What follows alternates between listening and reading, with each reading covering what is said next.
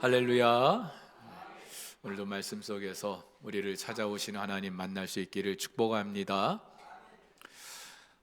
제가 한 번은 서울 분당 우리 교회 이찬수 목사님 설교를 듣게 됐습니다. 근데 목사님이 설교 중에 이런 말씀을 하시는 거예요. 대한민국의 모든 그리스도인이 다 당신네 교회를 위해서 기도한다는 겁니다.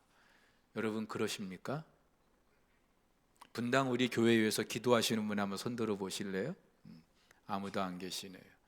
처음엔 저도 그 말씀을 들으면서 좀 과하다. 물론 교회 참 좋은 교회입니다. 건강하고, 그리고 평신도들을 비롯해서 우리 목회자들도 그분의 설교 참 좋아합니다. 그런데 그렇다고 대한민국의 모든 그리스도인들이 그 교회를 위해서 기도하지는 않잖아요. 처음에는 목사님 말씀이 좀 과하네, 좀 거짓말이 심하네, 그런 말씀을 생각을 했는데 그 이유를 이렇게 말씀하시는 거예요. 모든 그리스도인들이 자기 교회를 위해서 기도하잖아요. 여러분 석포교회에서 기도하시죠? 네. 근데 어떻게 기도합니까? 우리 교회 기도하잖아요. 그렇죠? 맞잖아요. 우리 석포교회, 우리 교회. 그러니까 이 목사님은 전국에 있는 모든 그리스도인들이 다 분당 우리 교회를 위해서 기도한다는 거예요. 그 말 들으니까 또 일리는 있더라고요. 그러면서 야, 이 우리라는 말 참 좋은 말이네. 여러분 그렇지 않습니까? 참 따뜻하고 좋은 말이죠. 그래서 이 우리라는 이름의 교회들도 많이 있어요.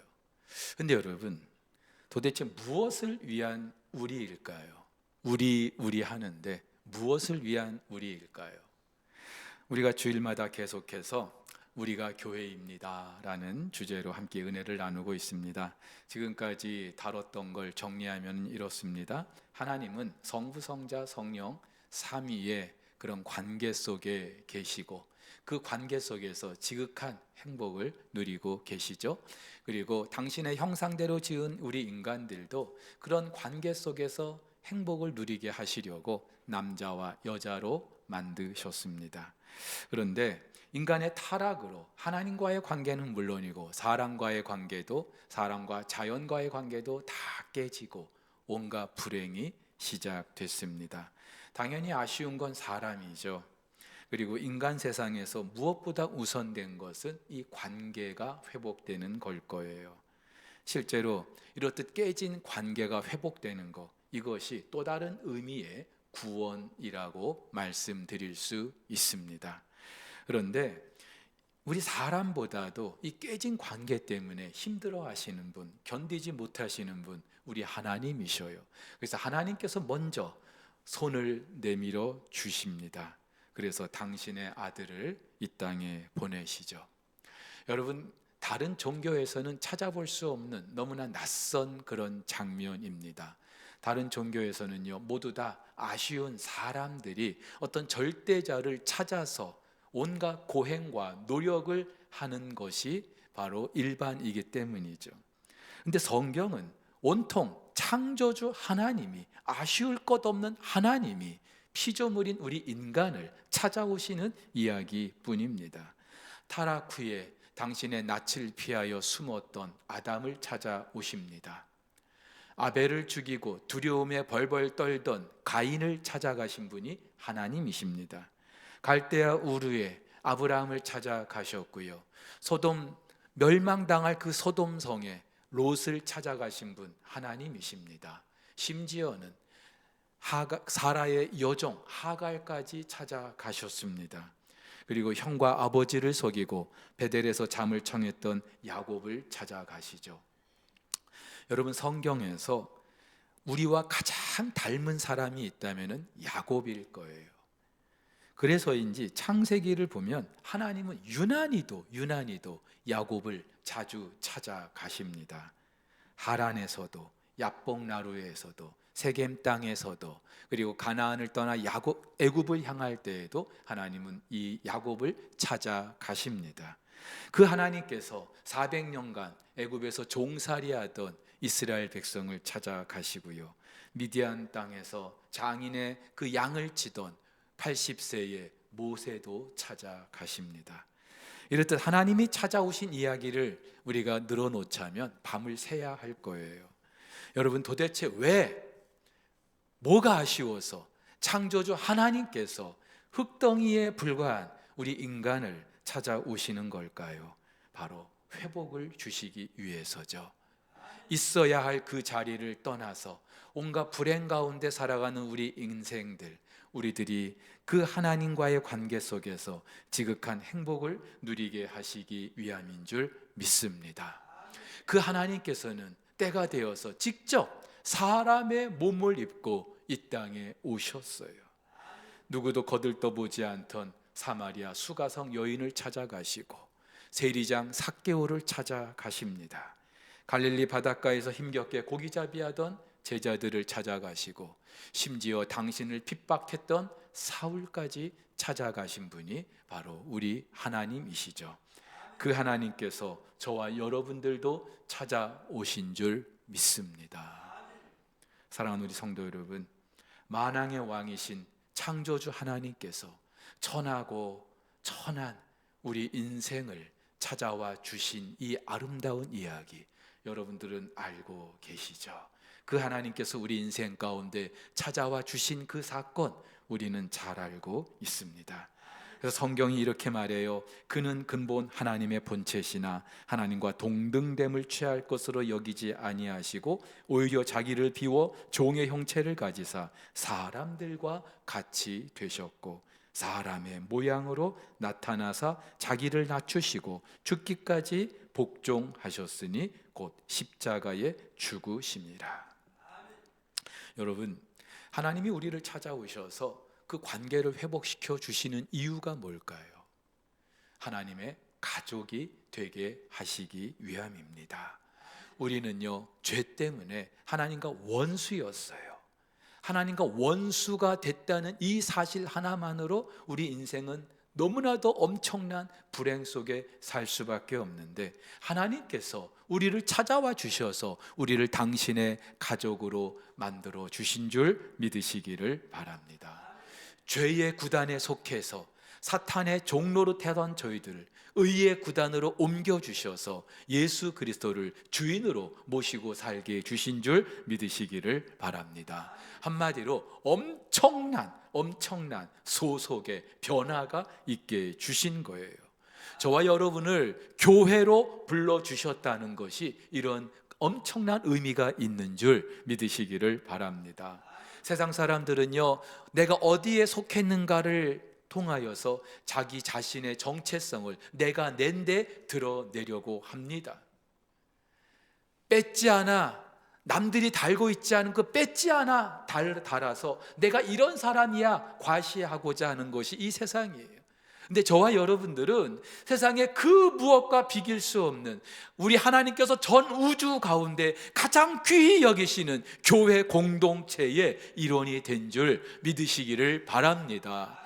여러분은 이 사실 하나만으로 우리는 엄청난 자부심을 가질 수 있는 줄 믿습니다. 무엇보다도 우리가 이 교회 공동체의 일원이 되어서 예수 그리스도를 통하여서 이 땅에서의 운명뿐만이 아니라 영원한 운명이 결정된 줄 믿으시기를 바랍니다. 자, 그런데 저와 여러분들의 관계를 회복시켜 주셔서 우리의 소속을 바꿔주신 그 하나님, 우리를 통하여 누리게 하시는 게 무엇일까요? 바로 하나 되게 하시는 것인 줄 믿습니다. 오늘 요한복음 17장은요, 예수님께서 십자가를 지시기 전에 하나님 아버지께 올려드린 기도입니다. 남겨진 당신의 그 제자들을 위해서, 그리고 또 앞으로 만들어질 많은 그리스도인들을 위하여 하나님께 올려드리는 기도, 그래서 일명 대제사장적인 기도라고 부릅니다. 이 기도에서 예수님은요, 당신의 제자들, 당신의 백성들 악에 빠지지 않게 해달라고, 그리고 거룩하게 되기를 기도하십니다. 당연하죠. 이제 예수님은 제자들을 떠나셔야 돼요. 근데 이 제자들은 여전히 이 세상에 머물게 됩니다. 이 세상은요, 여전히 악이 득세하는, 사탄이 지배하는 그런 곳인데, 이런 세상에서 살아가는 당신의 제자들, 이 땅의 모든 그리스도인들 그 악에 빠지지 않게 되기를, 그리고 그 악으로부터 이들을 보호하여 주시기를 예수님께서는 기도를 드리고 계시는 거예요. 그런데 예수님께서 정말 기도하고자 하셨던 것은요, 가장 주된 것은요, 우리가 하나 되는 거예요. 오늘 11절 다시 우리가 읽어볼게요. 나는 세상에 더 있지 아니하오나 그들은 세상에 있사옵고 나는 아버지께로 가옵나니 거룩하신 아버지여 내게 주신 아버지의 이름으로 그들을 보전하사 우리와 같이 그들도 하나가 되게 하옵소서. 여러분, 저와 여러분들은 이미 예수 그리스도의 십자가 보혈로 원수였던 하나님과 하나가 된 줄 믿습니다. 여러분 믿으십니까? 하나님과 화해가 된 거예요. 하나님과의 관계가 이제 회복된 거예요. 하나님과 하나가 됐어요. 그래서 우리를 하나님의 가족으로 불러주셨잖아요. 우리를 일컬어, 교회를 일컬어 예수 그리스도의 몸이라고 말하지 않습니까? 여러분, 가족은요, 같은 부모를 모시는 그런 형제 자매들로 구성되어 있어요. 몸은요, 여러 지체가 그 몸에 붙어 있음으로 말미암아 몸의 기능을 감당합니다. 근데 안타깝게도 하나님은 우리를 당신과 하나 되게 해주셨는데 정작 하나님과 하나 된 우리가 아직 하나가 되지 못했어요. 여러분, 세상에서도 부모님이 같아요. 형제들이 여럿 있는 그런 집안들 보면은 그 형제들끼리 정말 우애 있게 잘 지내는 그런 가정들이 있는가 하면은 그 형제들끼리 못 잡아먹어서 늘 싸우고 다투고 원수처럼 지내는 그런 가족들 얼마나 많습니까? 같은 부모를 둔 그런 형제들인데 그렇게 지내는 가정들이 얼마나 많아요. 하물며 이 교회는 오죽할까요? 서로 다른 혈통과 문화와 배경 속에서 살아가던 저와 여러분들이 어느 날 하나가 됐어요. 하나라고 해요. 그런데 저와 여러분들이 과연 하나 맞습니까?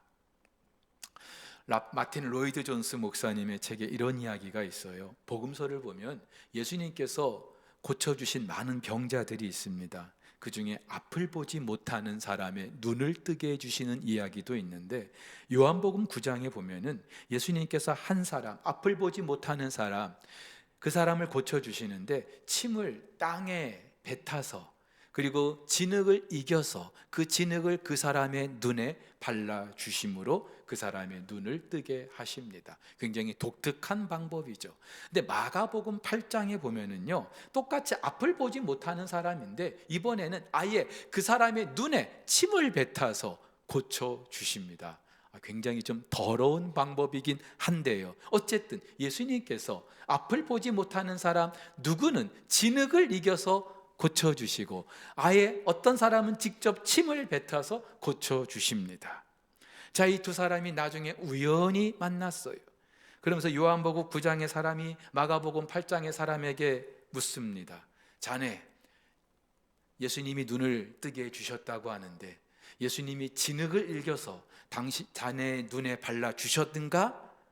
물어봤어요.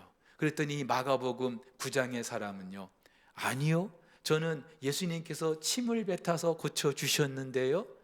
그러니까 이 요한복음 9장의 사람이 뭐라고 말합니까? 그래? 그러면 아직 당신은 진흙을 바르지 않았기 때문에 당신은 아직 정상이 아닌 거야, 그렇게 말했다고 가정해 보죠.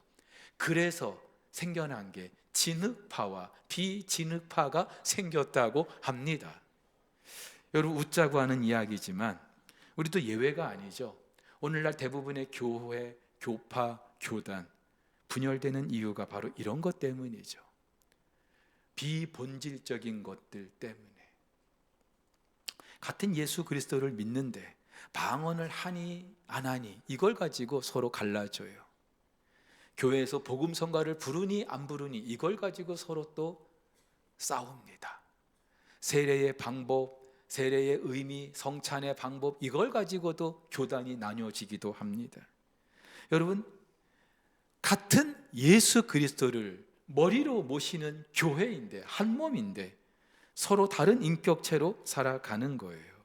여러분, 이렇게 볼 때에 오늘날 교회의 대부분의 문제는요, 다른 게 아니라 우리가 하나 되지 못해서 그래요. 차이를 인정하지 않기 때문에 그런 거예요. 고린도 교회도 그랬어요. 여러분, 고린도라는 그 도시는 다양한 사람들이 모여 사는, 그리고 그러다 보니까 다양한 문화와 또 다양한 종교가 공존하는 그런 도시였어요. 그런 도시에 교회가 세워진 거예요. 이 고린도 교회 성도들은 다른 데서 온 사람들이 아니라 고린도에 살고 있던 서로 다른 사람들이 예수 그리스도를 통하여 한 공동체가 됐어요. 그러다 보니 이 고린도 교회 안에도 얼마나 많은 문제가 있었는지 몰라요. 그 중에 가장 큰 것이 교회 안에 당파가 갈라진 거예요. 누구는 바울파, 게바파, 아볼로파, 그리스도파 하면서 교회 안에 서로 다른 파가 갈리게 된 거예요. 그래서 바울은 이렇게 권면합니다. 형제들아, 내가 우리 주 예수 그리스도의 이름으로 너희를 권하노니 모두가 같은 말을 해라. 너희 가운데 분쟁이 없이 같은 마음, 같은 뜻으로 온전히 합하라. 얼마나 제각각이었으면 제발 같은 말을 하고 같은 마음을 품고 같은 뜻을 가지고 그렇게 살자, 그렇게 말할 정도였을까요? 근데 여러분, 이 하나가 되지 못한 것은요,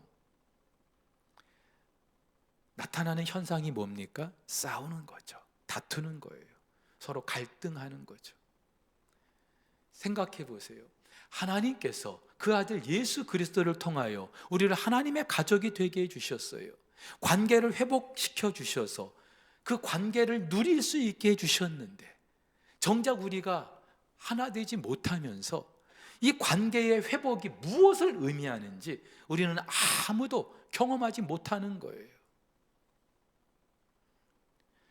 공동체 생활을 하면 할수록 도대체 이 교회 공동체, 하나님께서 예수 그리스도의 피값으로 당신과 하나 되게 하신 공동체라고 하는데, 오히려 이 공동체 안에서 더 상처받고 더 시험받고 이 공동체 생활하는 게 더 힘든 이유, 왜일까요? 하나 되지 못해서 그런 거죠. 어떻게 하면 하나 될 수 있을까요? 누구보다 교회를 사랑했던 바울은요, 이렇게 말합니다. 모든 겸손과 온유로 하고 오래 참음으로 사랑 가운데서 서로 용납하고 평안에 매는 줄로 성령이 하나 되게 하신 것을 힘써 지키라. 그렇죠? 이미 우리는 하나 됐어요. 그리고 우리도 하나의 공동체로 불러주셨어요. 이걸 우리는 힘써 지켜야 되는데 어떻게 하라고요? 서로 겸손하라고요, 온유하라고요, 서로를 용납하라고요, 오래 참으라고요. 한마디로 사랑하라는 말이에요. 여러분, 고린도전서 13장에서 바울은 사랑의 15가지 속성을 언급합니다. 그러면서 제일 먼저 하는 이야기가 뭐예요? 사랑은 오래 참는 거라고요. 사랑은 온유한 거라고요. 사랑은요, 무례히 행치 않는 거라고요. 사랑은요, 교만하지 않는 거라고요. 자, 결국은 사랑이에요. 근데 여러분, 사랑이 쉽습니까? 제가 지난주에도 말씀드렸지만 사랑 아무나 할 수 있을까요? 내가 마음만 먹으면 사랑할 수 있을까요? 근데 이 모든 것을 가능하게 하는 것이 있어요. 한번 저를 따라해 보실까요? 내가 죽는 것입니다. 네가가 아니라 내가요. 예? 내가 죽는 거예요. 여러분, 내가 죽으면은요, 우리는 더 이상 교만해질 필요도 없죠. 예. 내가 죽었는데. 내가 죽으면은요, 나의 권리 다 내려놓을 수밖에 없어요. 내가 죽으면은요, 오래 참을 수 있어요. 참지 못했던 것도 참을 수 있어요. 나와 다르다고 배척했던 그 사람도 내가 품을 수 있는 거예요. 내가 죽으면 되는 거예요. 예수님도 뭐라고 말씀하셔요? 너희가 나를 따라오려느냐? 무슨 말이에요? 나의 제자가 되려느냐? 나의 사람이 되려느냐? 자기를 부인하고 자기 십자가를 지라고요. 나를 부인하라는 말, 죽으라는 말이죠. 자기 십자가를 지라는 말, 죽으라는 얘기예요. 죽어야 나를 따를 수 있다. 내가 죽어서 너희와 하나님과의 관계를 하나가 되게 한 것처럼 너희도 서로 죽으라는 말이에요. 여러분, 부부도 그렇잖아요. 둘 중에 하나만 죽으면 되잖아요. 부부싸움이 일어났어요. 한 사람이 죽으면 되잖아요. 근데 안 죽거든요. 끝까지 자기가 이기려고 하거든요. 그러니까 부부싸움이 3차 대전까지 일어나는 거예요. 근데 여러분, 왜 안 죽을까요? 왜 우리는 안 죽을까요? 죽으면 정말 내가 진짜 죽는 것처럼 생각하기 때문이죠. 내가 죽으면 나라는 존재 굉장히 우습게 비춰지고 멸시받는 것 같고 짓밟히는 것 같고 아무것도 아닌 것처럼 그렇게 여겨질까 싶어서 그런 거예요. 우리는 내가 낸데 하는 그런 맛으로 사는데 더 이상 그렇게 살 수 없는 거예요. 근데 성경은 이렇게 말합니다. 예수님께서 말씀하셔요. 내가 진실로 진실로 너희에게 이르노니 한 알의 밀이 땅에 떨어져 죽지 아니하면 한 알 그대로 있고 죽으면 많은 열매를 맺느니라. 여러분, 콩자루 공동체와 메주 공동체가 있다고 합니다. 콩자루 공동체는요, 자루 속에 이런저런 콩, 백태, 서리태 다 이런저런 콩들이 자루에 담겨 있어요. 먹음직스러운 그런 콩들이. 자, 이 자루 안에 콩이 담겨 있을 때는 하나인 것 같아요. 그리고 그 포장지가, 자루가 굉장히 좋은 것일수록 야, 저 콩자루 정말 대단하네, 저 콩은 정말 좋은 콩이네, 다들 그렇게 생각할 거예요. 근데 이 콩자루의 콩을 바닥에 이제 흩어 놓으면요, 다들 제각각 그냥 흩어지기 바빠요. 와르르 다 흩어져 버리는 거예요. 근데 메주 공동체는 그렇지 않아요. 메주는 콩을 삶아서 절구로 찧어 만들죠.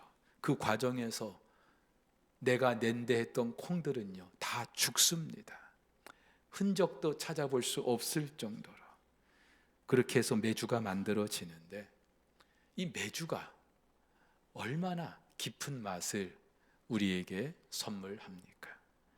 사랑하는 우리 석포교회 성도 여러분, 우리 공동체도 예수 그리스도를 통하여 하나님과 하나가 되게 하신 하나님의 가족이고 예수님이 머리가 되시는 그리스도의 몸이라면 우리도 서로 죽어서 이 교회를 통하여 예수 그리스도의 깊은 그 맛이 세상에 증거될 수 있게 하기를 예수님의 이름으로 축복합니다.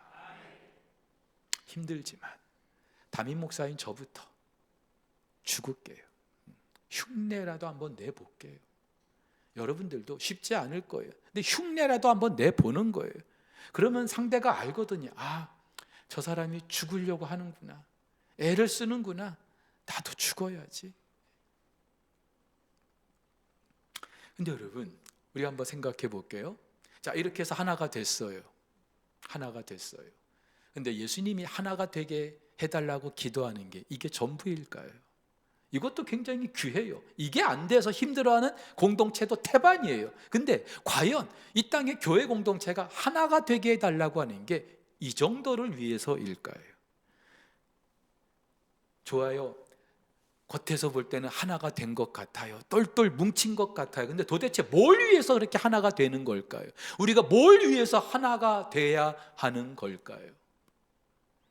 여러분, 안타깝게도 이 땅에는요, 하나 되자고 하는 그런 공동체일수록, 하나 되자고 강조하는 그런 집단일수록 굉장히 이기적이고 다른 공동체에는 배타적인 그런 공동체들이 얼마나 많습니까? 지금 우리 사회를 보세요. 멀리 갈 것도 없이 지금 이 사회가 이런저런 이유로 제각기 다 갈라져 있어요.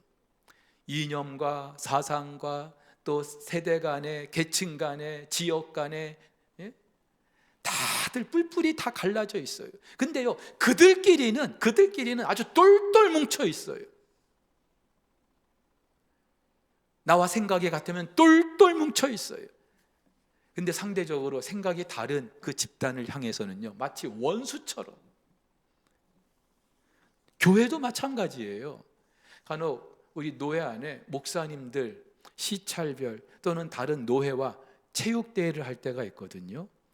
이야, 목사님들 그냥 목에 핏대를 올리고요, 죽기 살기로 하는데요. 와, 대단해요. 여러분,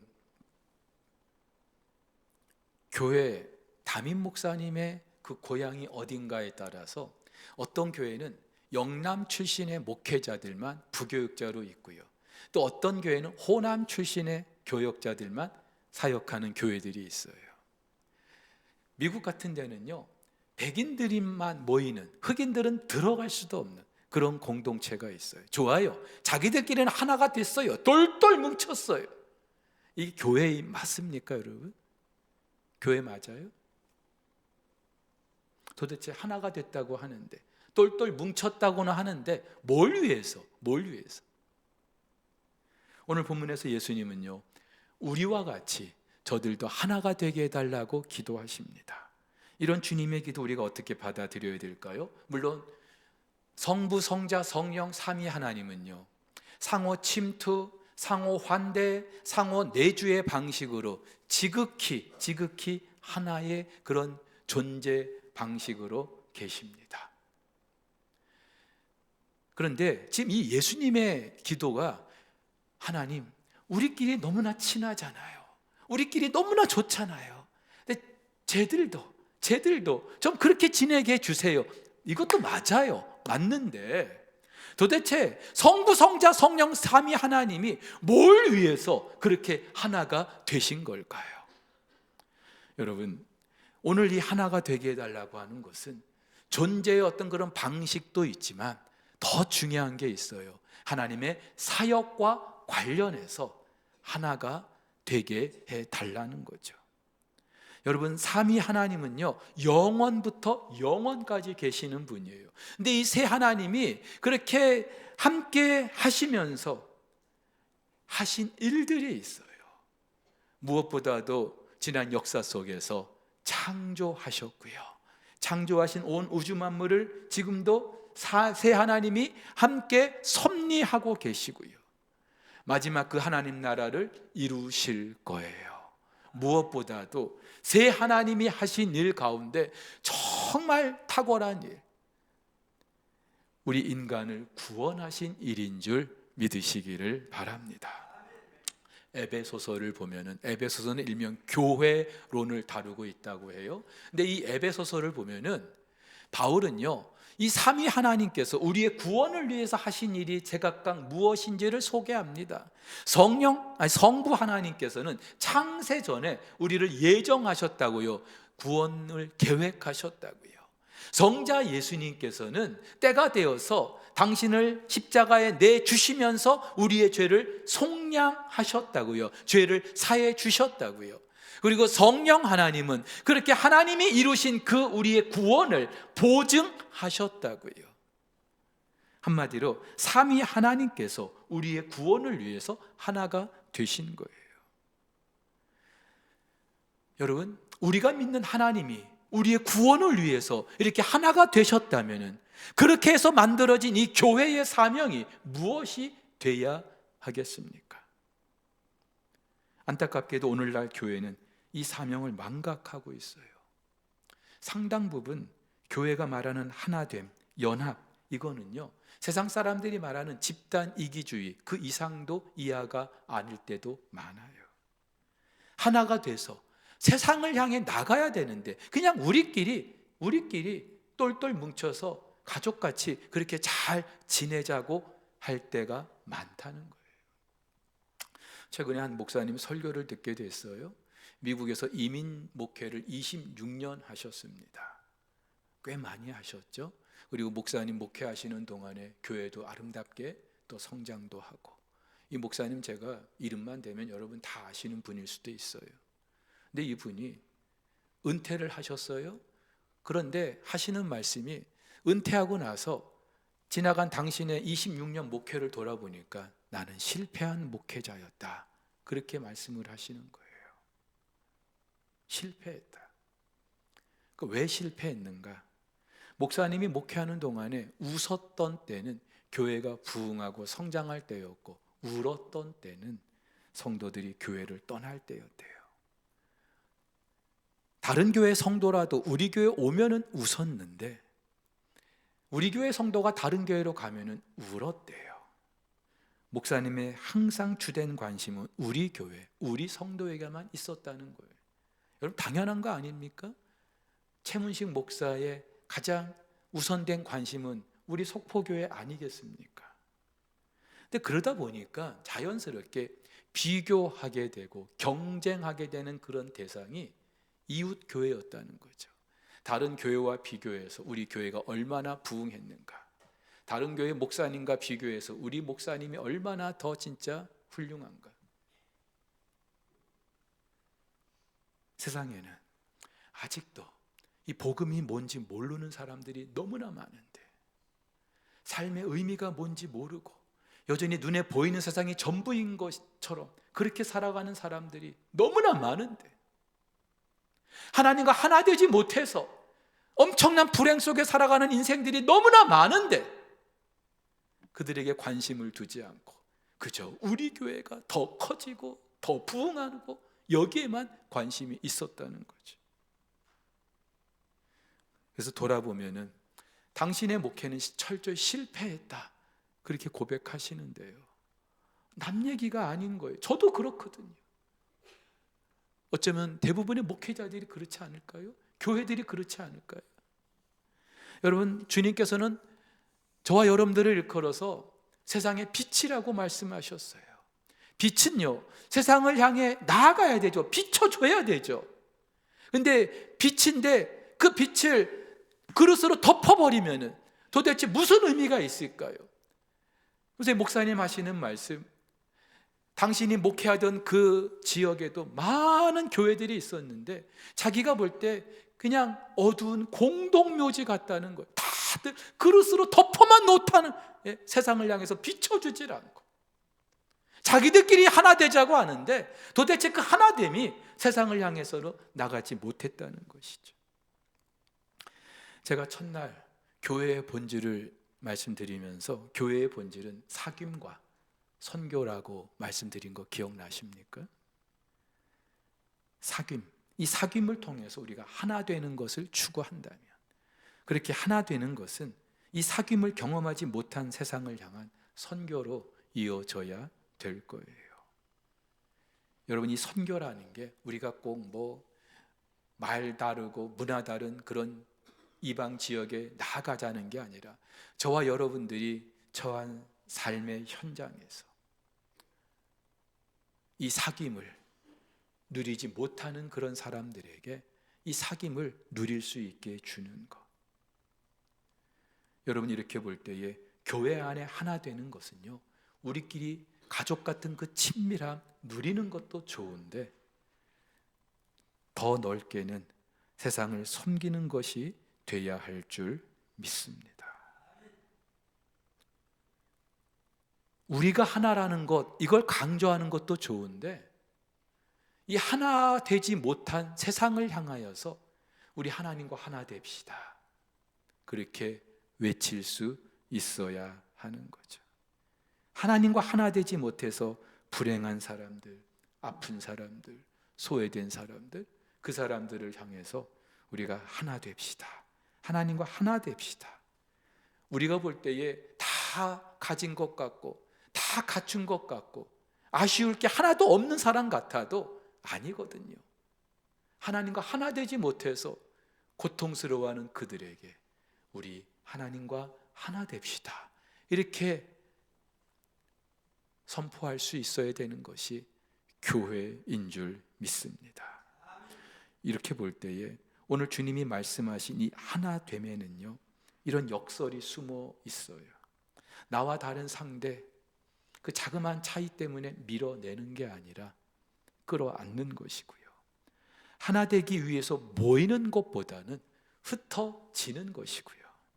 견고하게 울타리를 쌓아서 내 것을 지키는 것이 아니라 그 울타리를 헐어버려서 그 안의 것들이 세상에 흘러가게 하는 것. 이것이 성경이 말하는 하나됨이라는 사실, 우리가 함께 고백할 수 있기를 축복합니다.